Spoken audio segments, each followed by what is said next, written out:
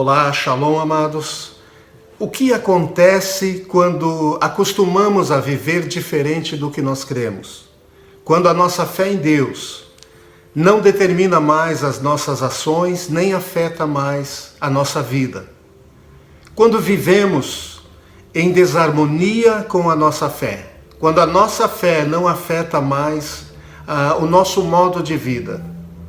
Eu quero hoje compartilhar uma palavra sobre a hipocrisia e o crescimento da igreja. Fique aqui comigo e você certamente será abençoado por Deus através dessa mensagem.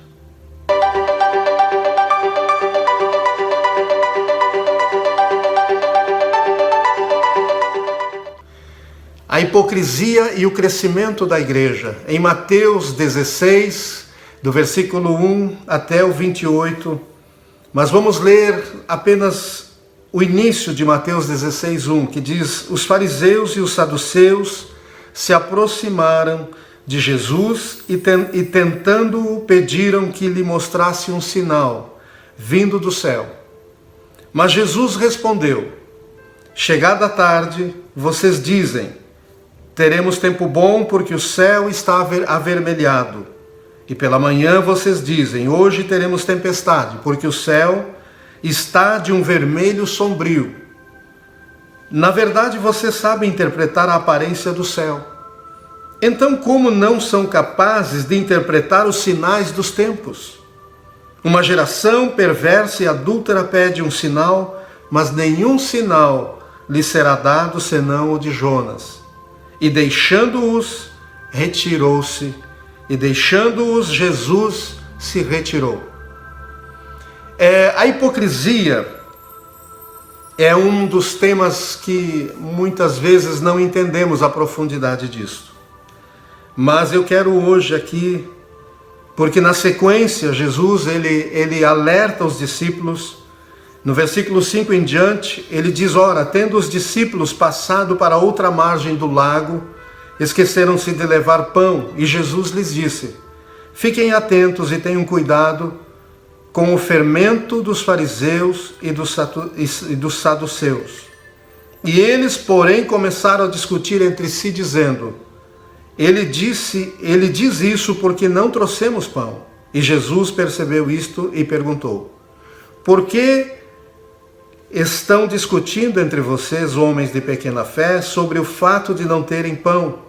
Vocês ainda não percebem, nem se lembram dos 5 pães para 5.000 homens e de quantos cestos vocês recolheram?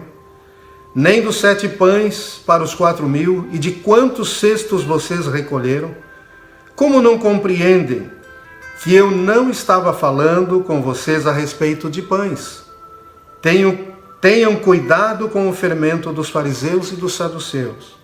Então entenderam que Jesus lhes tinha dito que tivessem cuidado não com o fermento usado no pão, mas com a doutrina dos fariseus e dos saduceus. A hipocrisia é o que Jesus está falando a respeito do que os fariseus e os saduceus ensinavam ao povo, mas que não refletia o que eles viviam. E hoje precisamos refletir muito sobre a hipocrisia. A palavra hipocrisia vem de como se fosse encenar algo, como se num teatro um artista fosse encenar algo, mas é apenas uma encenação para uma peça que ele está fazendo.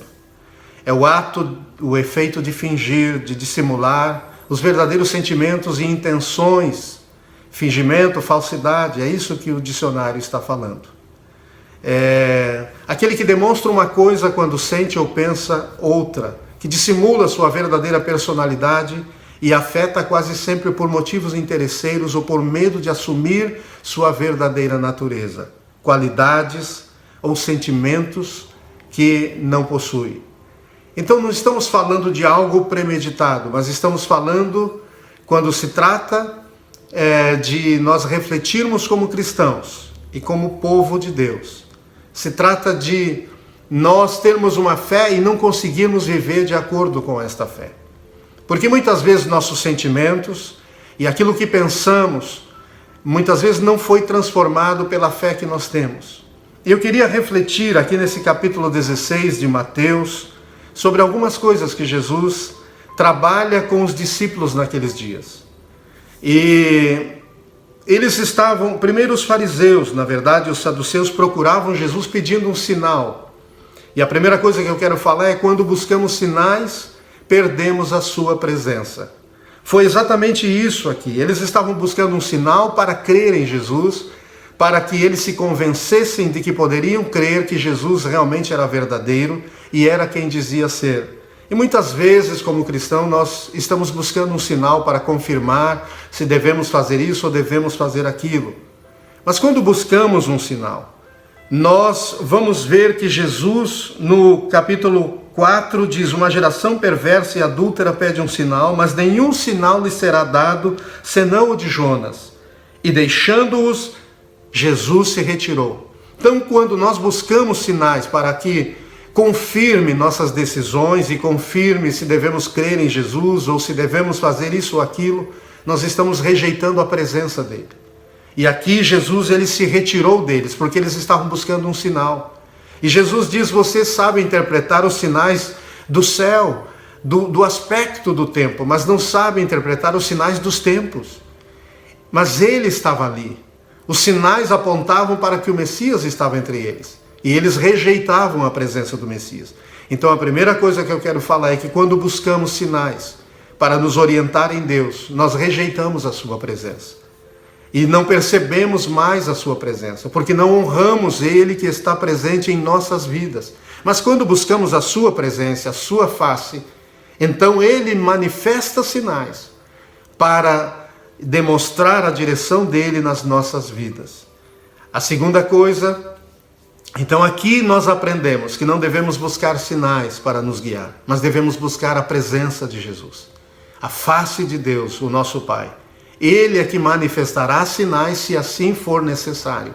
Senão a própria presença dele vai nos trazendo convicções mais fortes do que nossos sentimentos e do que as nossas impressões humanas e naturais, para que não caiamos na hipocrisia. Então estaremos caminhando pela fé que nós temos, e essa fé nos permitirá perceber que Deus é presente, é real e é poderoso para nos sustentar, para nos guiar e para não nos permitir que ficamos reféns dos nossos sentimentos ou dos nossos pensamentos. Então a segunda coisa é ficarmos atentos, é o que Jesus diz. Fiquem atentos, lá no versículo 6, e Jesus lhes disse: fiquem atentos e tenham cuidado com o fermento dos fariseus e dos saduceus. Porque o fermento, ele leveda toda a massa. Então um pouquinho de coisas que vai nos afetando. Então os fariseus, eles ensinavam, e os saduceus também, mas estavam descomprometidos de representar com as suas vidas a fé que eles tinham. Então por isso Jesus diz: fiquem atentos com o fermento dos fariseus e dos saduceus, a doutrina que eles ensinavam. Os fariseus e os saduceus ensinavam uma coisa ao povo, mas não estavam vivendo de acordo com o que eles ensinavam aos outros. E por isso nesses dias nós somos muitas vezes desafiados a viver uma vida de fé nos tempos que estamos vivendo. Mas em 2 Coríntios 5:7 diz que nós devemos viver por fé e não por vista. Não por aquilo que nós vemos, por aquilo que é a impressão das circunstâncias, mas pela fé que nós temos em nosso coração, firmadas em um Deus poderoso, em um Deus vivo, em um Deus real. E quando vivemos esta fé, essa fé nos levará a orarmos e vermos o poder de Deus trabalhando em nosso favor. Quem usa a sua fé para expressar os seus desejos e não as suas ações. Então os fariseus estavam expressando aquilo que eles queriam que os outros fizessem, mas não estavam expressando as ações próprias deles. A sua fé precisa transformar o seu modo de vida. A fé sem obras é morta, é isso que diz Tiago, capítulo 2, do verso 14 ao 26. A terceira coisa que eu quero falar é que a confissão de fé, ela gera uma identidade. E quando nós olhamos, a partir do versículo 13, diz: indo Jesus para a região de Cesareia de Filipe, perguntou aos seus discípulos: quem os outros dizem que o Filho do Homem é? E eles responderam: uns dizem que é João Batista, outros dizem que é Elias e outros dizem que é Jeremias ou um dos profetas. Ao que Jesus lhes perguntou: e vocês, quem dizem que eu sou? Respondendo Simão Pedro, disse: o Senhor é o Cristo, Filho do Deus vivo. Então Jesus lhe afirmou: bem-aventurado é você, Simão Barjonas, porque não foi carne e sangue quem te revelaram isso a você, mas meu Pai que está nos céus. Também eu lhe digo que você é Pedro, e sobre esta pedra edificarei a minha igreja, e as portas do inferno não prevalecerão contra ela. Eu lhe darei as chaves do reino dos céus, e o que você ligar na terra terá sido ligado nos céus, e o que você desligar na terra terá sido desligado nos céus. Então Jesus ordenou aos discípulos que não dissessem a ninguém que ele era o Cristo. Então, na verdade, a confissão de fé de Pedro, uma coisa é confessarmos os nossos pecados para a salvação e para o perdão dos nossos pecados, mas isso nos leva à salvação, nos leva a uma nova vida. Mas para viver essa nova vida, nós precisamos confessar a nossa fé todos os dias com os nossos lábios. E essa fé está firmada em quem Jesus é. E Pedro aqui recebeu a revelação de Jesus. Nós precisamos receber a revelação de Jesus em nossas vidas e confessar quem Jesus é e quem nós somos em Jesus. Nós somos uma nova criatura. Então, Pedro recebe essa revelação de quem Cristo é. É o Espírito de Deus que trouxe esse entendimento, essa revelação a ele. E sobre esta revelação é que Jesus faz uma declaração: Pedro, também eu te digo, aliás, Simão Barjonas, também eu te digo que tu serás Pedro. A vida de Pedro é transformada. A revelação de quem Jesus é, ela traz-nos a manifestação da sua presença. E isso nos transforma, e isso nos modela. E a fé que nós temos nesse Jesus que foi revelado a nós, também revela quem nós somos nele. Quem nós somos a partir de Cristo. Quem nós somos em Cristo. Então a revelação de Jesus traz a nossa revelação. E isso, a confissão da nossa fé, ela precisa ser a partir de quem Jesus é em nossas vidas. Através das nossas atitudes, através do que pensamos e falamos.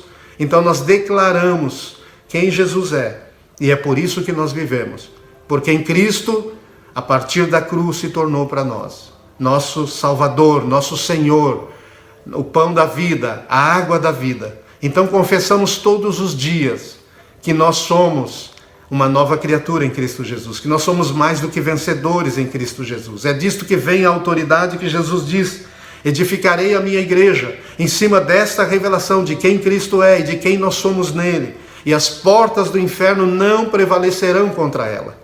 Então nós caminhamos nesta autoridade, a autoridade de quem Cristo é em nós e de quem nós somos nele. Então usamos as chaves que é a autoridade de Jesus, do seu nome, e as chaves que ele nos dá para abrir portas e para manifestar o seu poder. Por isso essa revelação, Jesus diz que eles não deveriam dizer a ninguém quem Jesus era, porque essa revelação era para eles, era para que eles vivessem, se alimentassem e deixassem a revelação da sua presença neles, transformá-los. E a quarta coisa é a transformação progressiva. Nós precisamos ser transformados por esta revelação de quem Jesus é. Manifesta a sua presença, e a presença dele todos os dias que nós oramos, que nós buscamos a sua face. Essa presença é uma presença viva que se manifesta a nós, que nos transforma, que modela o nosso caráter, que nos sustenta. Nós não andamos na nossa força, por isso andamos por fé e não por vista, né? Muitas vezes nós recebemos, a exemplo de Pedro, a revelação de quem Cristo é, mas contamos a outros e não deixamos que esta revelação de Jesus nos leve a uma transformação progressiva, dia após dia. E então isso permite muitas vezes que coisas fiquem bloqueando nossas vidas no crescimento que deveríamos ter. E então Pedro, logo a seguir, no versículo 21, diz: desde esse tempo, Jesus começou a mostrar aos seus discípulos que era necessário que ele fosse para Jerusalém, sofresse muitas coisas nas mãos dos anciãos e dos principais sacerdotes e dos escribas, fosse morto e no terceiro dia ressuscitasse. Então Pedro, chamando-o à parte, começou a repreendê-lo, dizendo: que Deus não permita, Senhor, isso de modo nenhum irá lhe acontecer. Mas Jesus, voltando-se, disse a Pedro: saia da minha frente, Satanás. Você é para mim uma pedra de tropeço, porque não leva em consideração as coisas de Deus, e sim a dos homens. Então Jesus está repreendendo Pedro, que era uma pedra de tropeço. Era um adversário. Satanás quer dizer adversário. Lógico que ele repreendia o inimigo que estava por trás de Pedro, naquela fraqueza de Pedro. Por isso que precisamos crescer e deixar que a revelação da presença de Jesus em nós nos transforme a cada dia. Nos leve a um novo nível de fé, a um novo nível de transformação, de santificação, para que nenhuma fortaleza, nem de orgulho, nada permaneça em nossas vidas, porque isso impedirá de nós ter um entendimento completo de quem Jesus é, do seu poder, de como lidarmos com as coisas no dia a dia. A quinta coisa é que o reino de Deus se manifesta onde e quando abrimos mão de nós mesmos. A partir do 24 diz Jesus: então Jesus disse aos seus discípulos: se alguém quer vir após mim, negue-se a si mesmo, tome a sua cruz e siga-me. Pois quem quiser salvar a sua vida a perderá, e quem perder a vida por minha causa, esse a achará. De que adiantará uma pessoa ganhar o mundo inteiro e perder a sua alma? Porque o Filho do Homem há de vir na glória de seu Pai, com seus anjos, e então retribuirá cada um conforme as suas obras. Em verdade lhes digo que dos que aqui se encontram, existem alguns que não passarão pela morte, até que vejam o Filho do Homem vir no seu reino. Então Jesus, ele quer manifestar o seu reino através da sua igreja e na vida da sua igreja. Mas nós precisamos abrirmos mão de nós mesmos, negar quem somos a cada dia, para que Cristo venha e seja em nós tudo o que Ele é, manifeste o seu reino. Como diz Mateus 6,33, que diz que devemos buscar em primeiro lugar o reino de Deus e a sua justiça, e as demais coisas nos serão acrescentadas. E também diz em Mateus 6,13, e não nos deixe cair em tentação, mas livra-nos do mal, porque teu é o reino, o poder e a glória para sempre. Amém. Então o Senhor quer manifestar o seu reino em nós, mas também através de nós. E nós precisamos cuidar com o fermento, a hipocrisia, que é o fermento dos fariseus e dos saduceus. Viver uma fé genuína, sermos renovados, e não deixarmos a circunstância das nossas vidas, ou o que está ao derredor de nós, esfriar a nossa fé nesses dias. Mas viver conforme a fé que nós temos em Cristo. Ele é verdadeiramente o Deus vivo, que através do seu Espírito habita em nós, habita na sua igreja. Então nós precisamos, nesses dias, vivermos um processo, de buscarmos a sua presença e não os sinais. A primeira coisa que precisamos ver. Segundo, é ficarmos atentos com o fermento dos fariseus e dos saduceus, que é a hipocrisia. Então vivermos uma fé que manifeste obras. As obras não são as obras da nossa capacidade física, mas as obras de Deus, que serão manifestadas no povo de Deus e através do povo de Deus nessa terra. E a terceira coisa é que a confissão da nossa fé, não só a confissão dos nossos pecados, mas a confissão da nossa fé em Jesus nos traz uma nova identidade. A identidade de que somos filhos de Deus, de que o Espírito de Deus habita em nós, de que a presença de Jesus está em nós e se manifesta através de nós, para revelar a sua glória também ao mundo. E a quarta coisa é vivermos essa transformação progressiva. Quando buscamos a sua face, a presença dele será maior a cada dia em nossas vidas e nos trará uma transformação contínua, para que possamos entender os pensamentos de Deus, e não como Jesus disse a Pedro: tu não entende as coisas de Deus, mas somente as coisas dos homens. Então iremos olhar a nossa vida e as coisas que estamos passando na perspectiva de Deus, e não na nossa perspectiva. E última coisa, que o reino de Deus se manifesta onde e quando nós abrimos mão de nós mesmos. Precisamos viver cada dia negando a nós mesmos e seguindo a Cristo, porque a presença dele virá sobre nós e manifestará milagres extraordinários, porque não fomos chamados para viver por vista, pela nossa visão natural, mas chamados para viver por fé. E a fé sem obras é morta. Então Deus manifestará. Os sinais seguem os que creem, diz Marcos 16.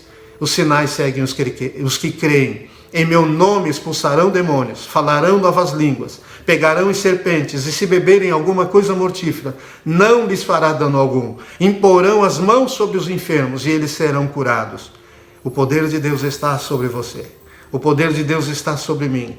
O poder de Deus está sobre a igreja nesses dias. Nós precisamos buscar a sua face. E Ele é que manifestará os sinais. Os sinais seguem os que creem. Não deixemos a nossa fé esfriar, para que não venhamos a viver como os fariseus e os saduceus. Viver numa fé em Jesus, mas não crer que Ele tem poder para transformar a circunstância das nossas vidas, dia a dia. Deus está presente, Ele é o Emanuel, aí na sua casa, aí na sua família, aí na sua vida, aí diante dos desafios que você tem pela frente. Que o Senhor te abençoe, que Ele renove a tua fé, que Ele renove o amor dEle na sua vida, que Ele renove a santidade dEle no seu coração, que Deus te fortaleça nos lugares que você é fraco, que Ele te cure, Ele te toque nesse momento, e Ele manifeste o poder dEle sobre a sua vida, para transformar você e levantar você na sua força e no seu poder. Lucas 10, 19 diz: eis aí vos dei poder para pisar serpentes e escorpiões e toda a força do inimigo, e nada vos causará dano algum. O poder de Deus está sobre você, está sobre a igreja. Busque a sua face, deixe Deus ser Deus na sua vida. Que Deus te abençoe.